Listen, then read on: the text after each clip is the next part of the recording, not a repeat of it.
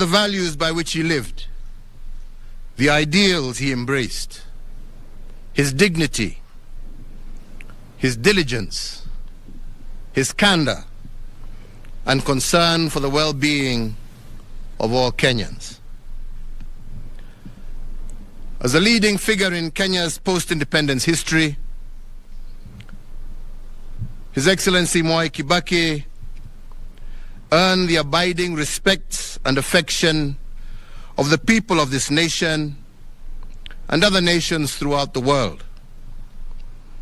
President Kibaki will forever be remembered as a gentleman in Kenyan politics, a brilliant debater whose eloquence, wit, and charm won the day time and time again.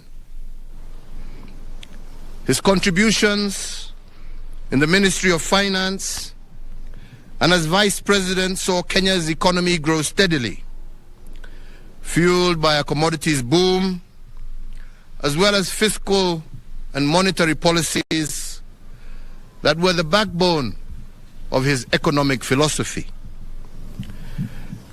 Believing that Kenya was once again ripe for a vibrant multi-democracy, President Kibaki exited from government and led the charge to keep the ruling party accountable. His contributions to the restoration of multi-party democracy as the leader of the official opposition, combined with his track record and impressive credentials, made Mwai Kibaki the natural choice for selection as the opposition consensus candidate against my own candidature in the year 2002 and the presidential elections that followed thereafter. On the 30th of December 2002, Mwai Kibaki was sworn in as the third president of the Republic of Kenya. He served as head of state and government until the 9th of April 2013. Administration conceptualized and spearheaded transformation in crucial sectors such as education through the globally lauded free primary education program, infrastructure developments in transport and energy, and increasing the availability and access to health care for his fellow Kenyans. In honor of this great statesman, Kenya remains committed to maintaining policies that promote economic and social empowerment, democracy, the rule of law, and respect for human rights. The late President Kibaki championed the realization and objectives of the East African Community Common Market, of trade liberalization for the citizens of partner states of the East African Community. His inclusive spirit and conviction for economic empowerment transcended the territory of Kenya towards cross-border economic stability. The late former president's central role in shepherding Kenya into a new constitutional dispensation, a culmination of a decade-long quest, is a towering legacy that immortalizes President Kibaki. We can take comfort in the inspiring legacy of ideals and examples of devotion to his country, which he bequeathed to us all, more so with our new constitutional dispensation. His dedication and love for our country undoubtedly honors Kenya, East Africa, Africa, and in the world. He leaves behind a more united and prosperous Kenya, as well as a template for servant leadership, which we must continue to nurture and improve for generations to come. And on his passing, today we once again renew our pledge in tribute to our great leader to foster. As we mourn the passing of an icon, we can rejoice in the lifelong companionship he enjoyed with his now departed wife, Her Excellency Mama Lucy Kibaki, and his extended family. Today, our sincere sympathy to his children, Judy Wanjiko, Jimmy Kibaki, David Kagi, and Tony Githinji, and to their families, and for all who mourn the passing of this great leader. As the late former president served Kenya, Africa, and the world, he also remained a deeply devoted family man, an avid golfer, and an earnest friend to many. To them we say that while Emilio Mwai Kibaki is no longer with us in body, his spirit, legacy, values, and ideals live on in each one of us and in the limitless ways that he made Kenya immeasurably better. Mwai Kibaki lives on in the hearts of millions of Kenyans, East Africans, and Africans who benefited from his leadership, admired his character, and were inspired by his example.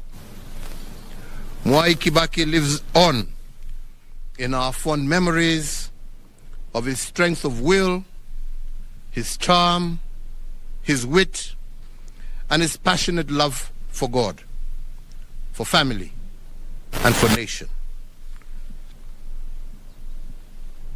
In honor of the life and times of the late former President Emilio Stanley Mwai Kibaki, and on behalf of a grateful nation, I, Uhuru Kenyatta, under the authority vested in me as the President of the Republic of Kenya and the Commander-in-Chief of the Kenya Defense Forces, do hereby order and direct that one, in testimony of the highest of esteem in which all Kenyans hold the person of Mwai Kibaki, the nation will observe a period of national mourning from today until sunset.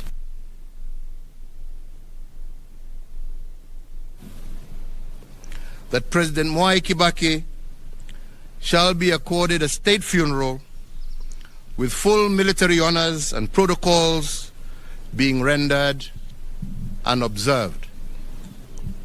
3, that the flag of the Republic of Kenya shall be flown at half-mast at State House and all Kenyan diplomatic missions, public buildings, public grounds, all military bases, posts, and stations, on all naval vessels of the Republic of Kenya and elsewhere throughout the entire territory of the Republic of Kenya from today until sunset on the day of his interment.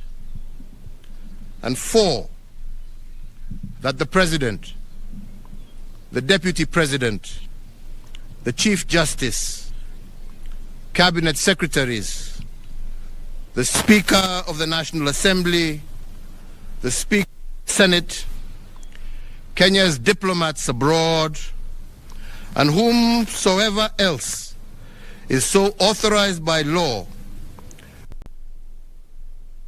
national flag on their official motorcade from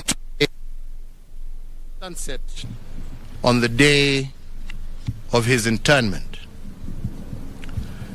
May President Kibaki's family be comforted May his memory be honored and may his example be emulated. This issued under the hand and seal of the President at State House, Nairobi, on the 22nd day of April, the year of our Lord, 2022.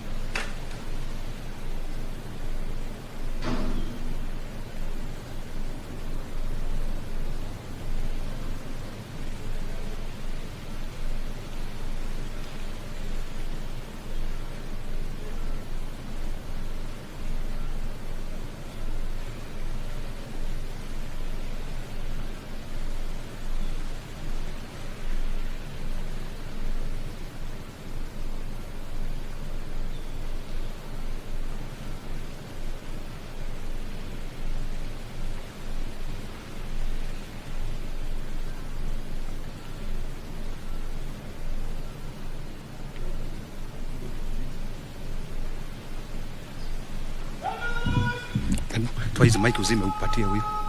Utoe uzime umpatie huyo.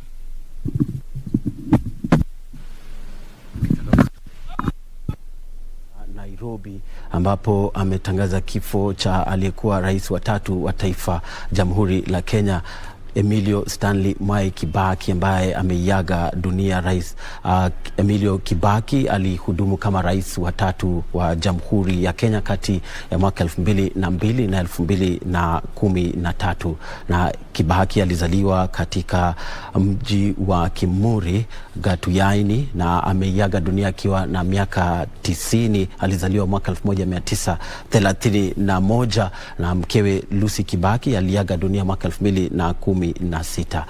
Rais Mwai Kibaki aliyekuwa rais wa 3 wa Jamhuri ya Kenya alihudhuria shule ya upili ya Nyeri High na shule ya upili ya Mangu na vile vile chuo kikuu cha Makerere, na alihudumu kama mbunge wa Othaya katika gatuzi la Nyeri kati ya mwaka 1974 na mwaka 2013. Kabla hayo alihudumu kama mhadhiri na vile vile mwanasiasa, na alishikilia wadhifa katika Wizara ya Fedha kati ya mwaka 1969 na mwaka 1982, na vile vile alihudumu kama naibu rais kati ya mwaka 1978 na 1988. Kati ya mwaka 1978 na mwaka 1988 alipohudumu kama naibu rais